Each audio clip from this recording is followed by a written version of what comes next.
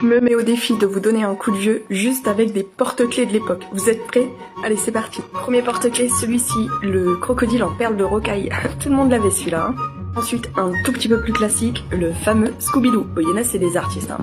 Le troisième, et celui-là, j'ai eu du mal à le trouver. C'était un espèce de porte-clés avec des billes dedans et de l'eau. Tu le retournais. Il y avait toutes sortes et tout le monde avait ça. Le célèbre porte-clés. Alors, je crois que c'est la marque Kipling et ils avaient tous un nom quand on regardait sur la manche. Ensuite, t'as ceux qui avaient cette espèce de cordon. Là, j'ai jamais vraiment compris, mais bon. En alternative au cordon, on a ceux qui avaient un espèce de petit mousqueton comme celui-ci.